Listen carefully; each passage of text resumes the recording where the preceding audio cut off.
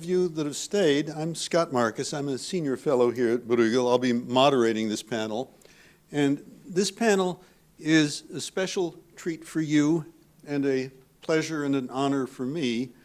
We have not one, but two former EU commissioners, both of whom had responsibility for employment. And both of them have had illustrious careers doing other things before and since. National ministries, corporate boards, distinguished academic postings. So these are people with an extraordinary depth and breadth of experience that deals specifically with the topics that we have for today. Now, Anna Diamantopoulou has asked to make some introductory remarks. If you could take, let's say, about 10 minutes on those. Yes. And after that, László Andor will respond and will provide any comments that he has on the day as a whole. And then we open up, as always, to questions from the floor and also from the virtual floor, in case any of you have out there in Radio Land have been asleep for the day. We take questions on Slido, slido.com, using the hashtag of future of work, one word. So we'll be welcoming questions for the second part, but for now, Anna, over to you. Thank you so much. Thank you for this invitation. And it was really a nice experience because it was a very rich debate on all issues. And what I will try to do now is not to repeat anything from which has been said, because more or less I believe that we have said everything. Now, I'm starting from the title of the conference, which is The Future Work and the Inclusive Growth. And I think we have to see all these words. When we talk about inclusive growth, of course, we mean welfare state, we mean social protection. There is no other way to have inclusive growth. So what kind of social protection and welfare state in this new era? About future of work, I think future of work, when we talk about the future of work, it's not just AI or digital works, or the twin, as you have referred to them. And I would like to see the future of work through three lenses. The first one is the geopolitical and economic disruptions. The second one is the megatrends commanding our era. And the third one is workers themselves, because they are different than they were in the past. Now, very briefly, when we talk about geopolitical and economic disruptions, we know very well what we mean. It is a new world. There are great powers which decline, which rise. We have a destruction in the supply chain. We have pandemics, energy crisis, everything. But all these changes are bringing severe challenges to competitiveness of Europe's products and services. We know that in the United States, protectionism is in the pipeline. We know that the Green Deal has created big problems in our companies in terms of competitiveness. So who is affected in the first place? The European businesses. What are the consequences? Many times they're unattractive salaries. And these unattractive salaries are for people who used to live in very generous welfare states comparing with other parts of the world. So this status, along with the demographic issue, with shrinking demographies almost in all member states, are bringing huge labor force shortages, as it has been seen in many countries. And I think it is very interesting to see EURES and see what kind of professions have the problems. The first one in all countries, and more than 33%, it is the bricklayers. So we don't have bricklayers in Europe. And not only that, there are more than 14 concrete professions that we don't have workers. And there are three main areas. It is construction, it is the health and care, and it is the software.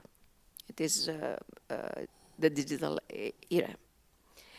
So all this situation creates new cases, new circumstances, new bases for the future of work and what we expect from that. Now, the second lens is the mega trends. The last 1.5 years, I was chairing a group, a high-level group in Europe, and we presented a report on the reform of the welfare state. So what we did was to take to identify the 4 megatrends which have an impact in labor market and an impact in the social protection. Which were these 4 megatrends? In Europe, of course, it is shrinking demographic, changing world of work. We discussed a lot for that today. Digitalization and climate crisis and green transition. So what we did, and you can see the report, you can find the report in the Employment DG, we worked with civil society, we worked with OECD, with all European agencies, we had a lot of data, and we presented what is the impact in the welfare state, in the social protection issue, and what is the impact on the workers because of that. So you can see there, and with a lot of data, what is the impact of digitalization. Not only, the impact is not only a problematic, a negative one, so we have positive ones, because through digitalization we could have a much better cooperation between, much better links between civilians and citizens and the social protection system, and we have some very good cases, examples in case. Regarding the AI, there are so many things which have been said. I will not repeat anything. I would like just to refer to something which I read in the newsletter of MIT last week. And in a neighborhood of San Francisco, there are nowadays, there is a large number of taxis, commercial taxis, with no drivers. And these taxis now, which becomes an everyday issue, compete with taxi drivers and with the companies.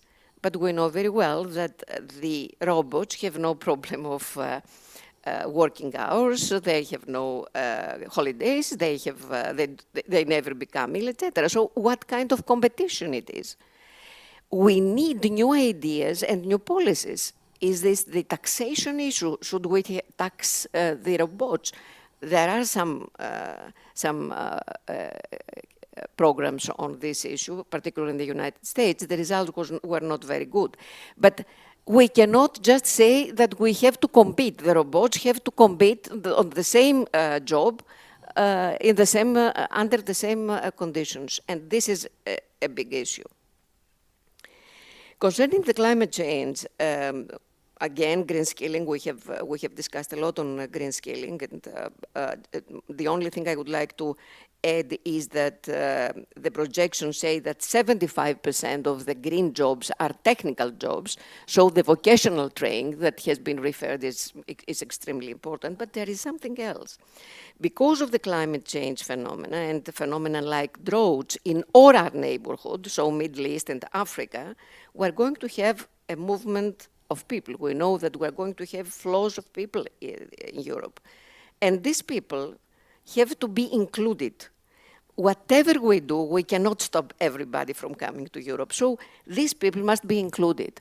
And we need people. This is why I said in the beginning these shortages. And we need to prepare our skilling mechanisms and our training mechanisms to train these people. The demographic crisis is one of the biggest problems. We have the changes in traditional family structures and all these issues and the intra-EU mobility and migration and all this disruption in the labor market creates big challenges to sustainability and to insurance systems. and out of 27 countries, the 20 of them have problems with the insurance systems. And then it's the change of world of work, the fourth one. I said the digitalization, demographics, the climate change, and the change of work of world. It has been described in details. Again, I think we have to see that although there is no regulation needed for working rights for the workers in platforms, and this number is rising and rising and rising, at the same time, the platform workers in Africa, particularly in Africa, create wealth and bring more people in the labor market, and particularly women. So there is a different impact in our societies and in the emerging societies, and it is important to have jobs, to have creation of jobs at that continent, for reasons that we all understand. No, now, the third lens, I said, sorry if I confuse you with the numbers, I said at the beginning that there are three lenses, and geopolitical, and then the megatrends, and now the third one is the workers. Now there are many studies, according to which the generation Z, the Z, which is the digital natives generation, are quite different. I mean, first priority is reconciliation between family life and working life. So they don't work to live, they live to work. And we can see it in McKinsey, in European Commission, we can see it in many different changes. This is why the reason that they don't really apply for jobs that they don't like. And this is because there is welfare systems where, again, as generous, and they are not always create incentives to jobs. Take care of a number. 17% of European young people from 17 to 34, they are neat, neither in work, neither in employment, nor in education. What it means? That there is a huge number of young people, in some countries it is about 25, 28%, that they do nothing. So what is the future for them? Maybe there is a low barrier to entry to employment, and then if they have some reskilling, and if the employers invest on them, things could be good. But the majority of them who have nothing to do in this age, the majority of them find themselves in an unwanted, precarious situation. And this has an impact in their life, in their pension, and then in their health when they become over 80 years old. European people do not, particularly European youth, are not interested in craft profession. We know it very well. There is a different mentality. And even more, the shrinking demographies and the need for women to take care of the older people, and in many countries of children, because there are not facilities, it is again a big issue on the gender equality. So one of the issues of the future of the work is to think very seriously of the care factor, because the carriers will be one of the most important jobs in the future. Now, about the policies. I have 2 minutes? Yes. Okay. The policies on the future of work and inclusive growth must be holistic. The challenges I mentioned before are intertwined. So solutions must take into account competitiveness and labor market and competitiveness. And since at the European level we're in front of big changes in the competitiveness era for energy, for protectionism, for the Green Deal, etc., we must always take into account the labor market issue. The role of the welfare state in this new era is a prerequisite for inclusive growth. And what we have done in this report, it is 160 pages, so I cannot say not even a few words, but the main idea is that we need an approach which covers the life cycle. So we start from children, then we go to young people, then we go to working population, and then to pensioners, and then to people over 80 years old. Just again a number, 90.5% of children at European level are at risk of poverty. Can we imagine what it means for the future? And again, in some countries, it is about 25%. So these children will have problems to enter the education system, to enter the labor market. They will have problem with pensions, etc. And of course, referring to the new non-standard type of works, 40% of European workers are in non-standard works. So they have less contribution in the taxation system, less contribution in the insurance pension funds, and things become worse because there are more needs because of demographic problem and less money. So there is a need of, and this is why we have given these 21 recommendations on each era of this, on each domain of our life. And we have a proposal regarding, of course, skills, which is number one. We said today, skilling and reskilling and upskilling, this is the magic word. Here I would like, again, to make one observation. We need a fundamental reform in our educational system. It has already been said, and in lifelong learning systems. But here, again, because nobody wants to be occupied by the machines, and we cannot compete with the machines. They will always be more quick than us, and more effective than us, and more precise than us. We need our human nature. And what does it mean? That in our educational and training systems, we need something that we could have under the title Aristotle and algorithm. So we need humanistic studies, we need humanistic lessons in the schools and the universities in lifelong learning, and at the same time, digital skills. But we need both. And a last point is that in skills and in reskilling policies, there are a lot of money. I think two of the speakers have already said, but the problem is not the money, it's how we use this money. Because there are fragmented approaches. There are silos of lifelong learning. So although we know that overlapping areas. So there is a need to discuss and to evaluate at the European and at the national level these lifelong learning systems.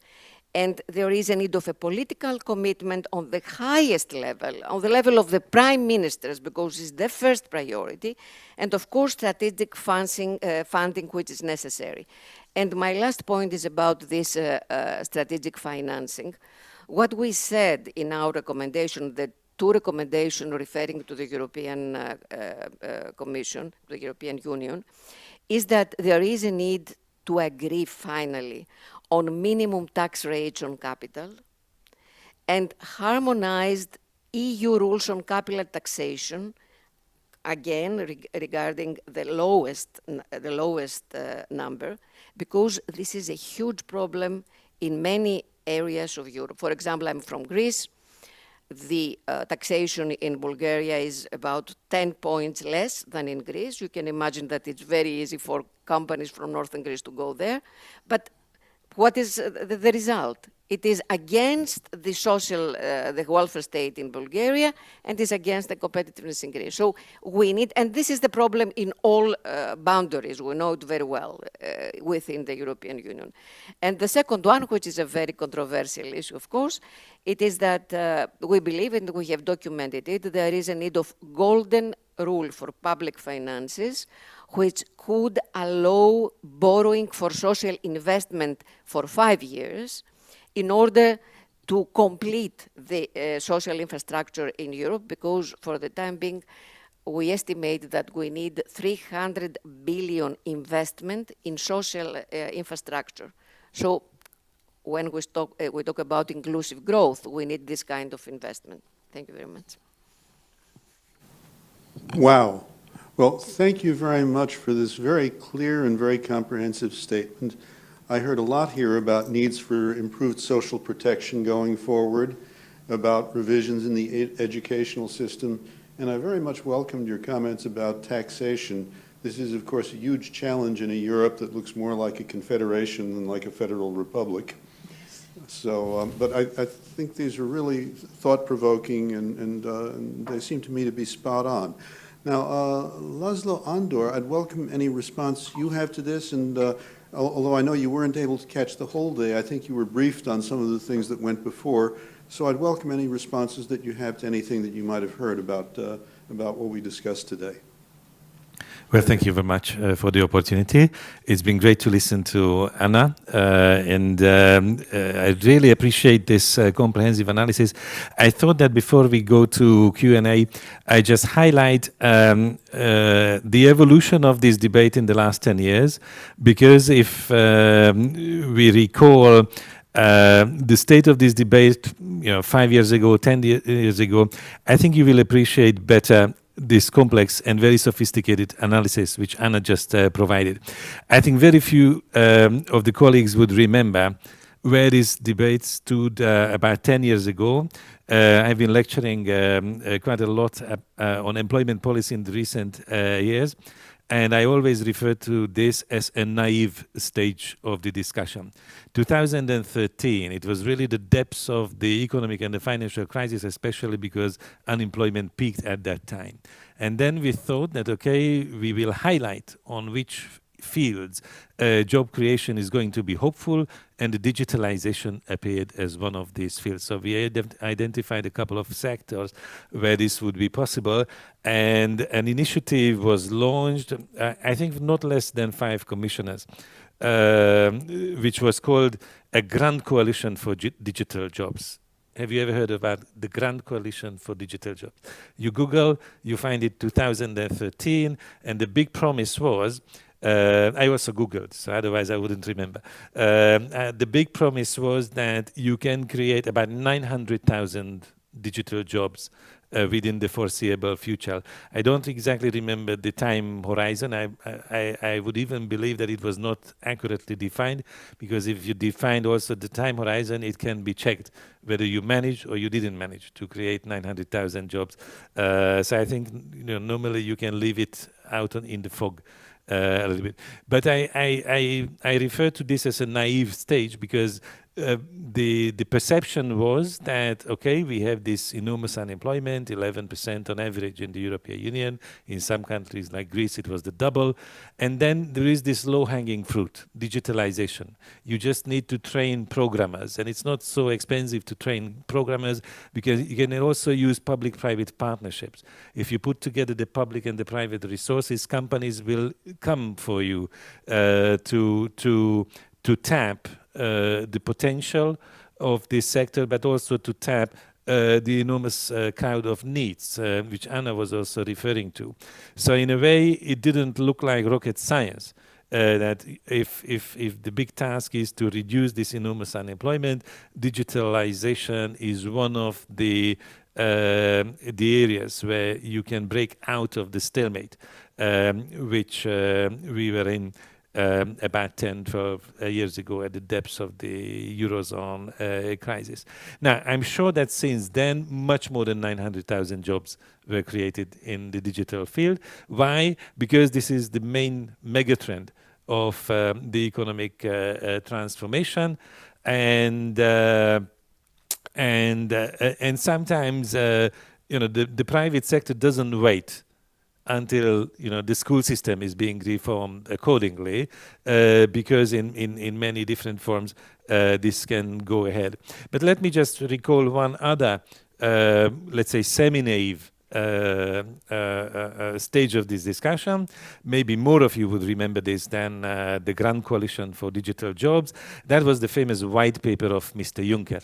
And if you remember the white paper of Mr. Juncker, 2017, then the future of the single market, various scenarios for the future of the single market were actually characterized with different types of regulating the self-driving cars.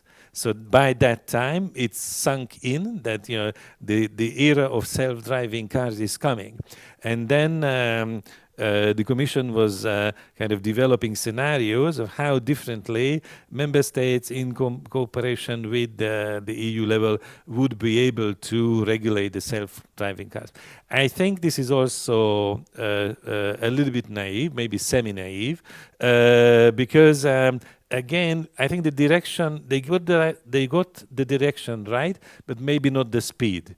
Right? So elsewhere in the world, or maybe in different sectors, the automation is going much faster than what concerns the development of self-driving cars in Europe. So if we want to kind of think about the single market, of course we have to think about the future of the single market seriously, but not necessarily on this one element, because it might not be the most decisive one.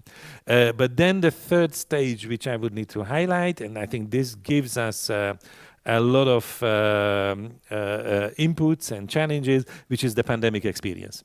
Because I think at the time of the pandemic, when communication collapsed and we had 5 cycles of confinement because of the lockdown experience, the pandemic, which lasted for about 2 years, opened up a completely new horizon for the digitalization. So it probably created the need, but also the opportunity to develop this, much more than 900,000. But then I think by this time, the analysts and also the policymakers realized that what we are facing is not so much a challenge regarding the quantity of jobs, but the quality of the employment. And this is where the work of Anna was indeed very, very important, because the critical question was not so much about how many jobs will be in the economy created, but what kind of jobs, and to what extent the future of jobs will be still integrated in the future of the welfare state.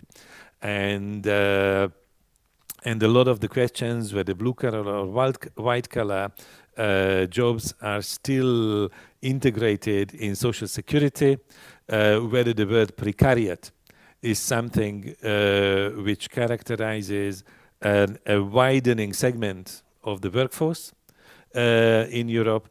These are definitely issues where the European policy is struggling with, but there is a wide range of European policies. So for AI Act and the directive about platform work, so it's really one of the critical sectors of European policy making, which is not only important for the European citizens themselves, but through the Brussels effect, I think it's understood that it's going to be important for the rest of the world as well. Thank you very much for, once again, a very, very clear expose, a very clear explanation of a lot of key factors.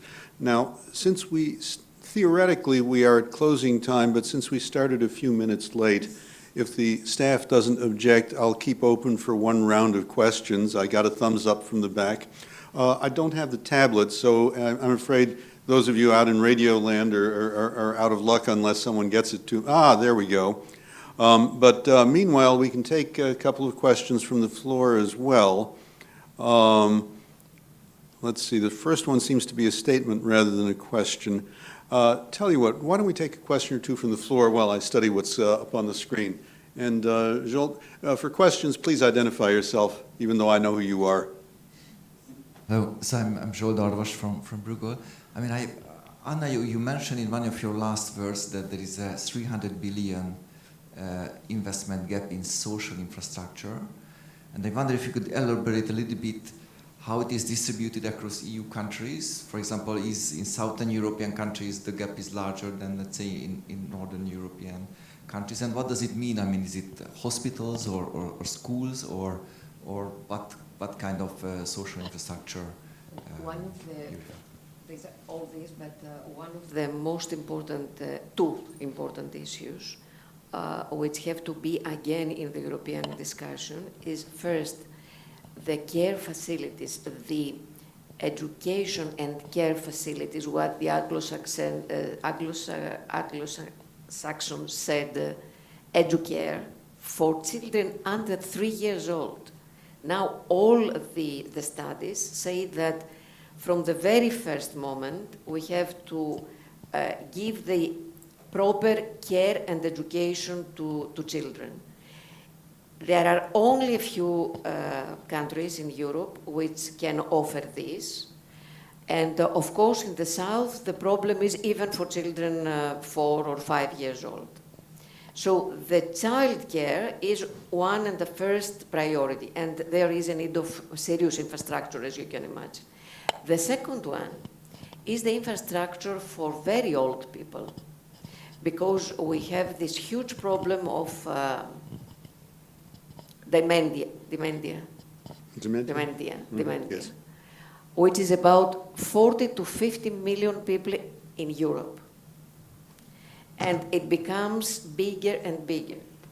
And again, it is only in the Scandinavian countries, and I think in the Netherlands, that there's some kind of infrastructure for these people.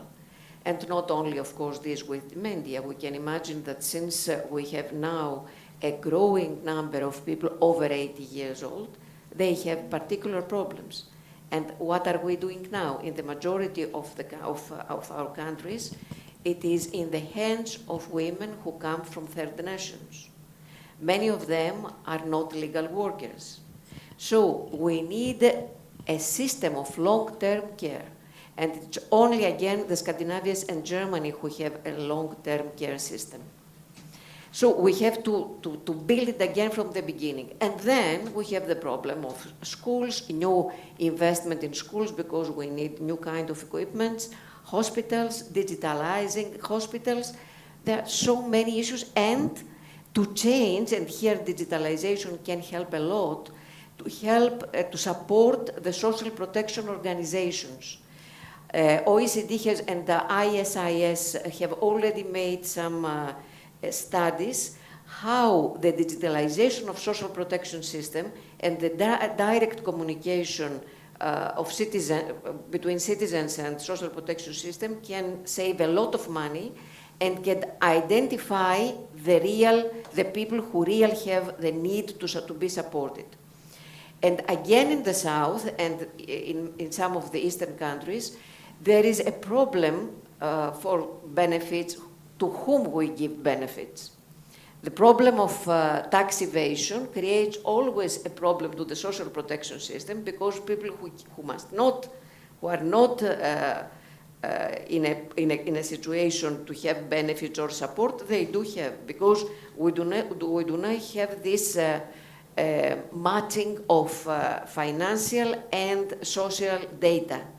And this is what is taking place now. For example, Spain has done a new system on this, and which can facilitate us not only in terms of better connection, and more effective social services, but to have more money and to give them to the people who really need it.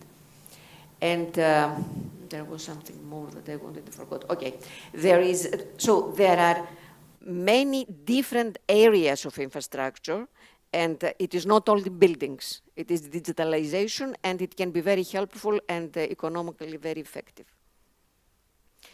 300 billion is the money that Europe lost from VAT every year. So That's a big number. it's a big number, So, and we could, thank you. solve the problem. Thank you for that. I know work that we've done here at Bruegel, by the way, I know. I was thinking rather highlights the national differences, partly a north-south difference, as you say, between levels of competitiveness among the member states, labor participation, which is very different among the member states, and also has changed. Which is very important. Of course, key issue. Tax avoidance. Yes, we have I'll take one question out of the chat, which I actually had also on the tip of my tongue. An anonymous questioner says, the AI key phenomenon is the exponential improvement. Tesla could in next 12 months have a chat GPT aha moment and surprise us all and more or less solve self-driving. You were arguing, Anna, that that's actually closer than we think. And I know, I have to say, for my part, I'm trained not just as an economist, but also as a computer engineer. I'm absolutely stunned at the rate at which large language models like ChatGPT and visual tools like Midjourney and DALL-E are improving. And this comes very much also back to your point, László, about the velocity of these changes. How does society keep up with this? How do we try to get our policy to move as quickly as the technology is moving? I think we cannot. First of all, we know that institutions are always behind the technology. So we need education, we need institutions and legislative framework in order to follow the technology. But I think it's extremely difficult. I don't believe that we can do that. The society follows it never happened. I mean, whenever the society comes to a level that understands and implements the technology, then technology is in another level. But I think the most important issue is now institutions, legislative form. Europe is on the front run, and I think it is very good for Europe, but this is not the case in the world. Thank you very much for that. And unfortunately, I think I really do have to close this down now.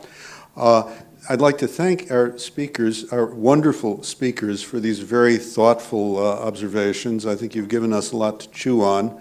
And I'd appreciate if the audience could show their appreciation to the speakers as well.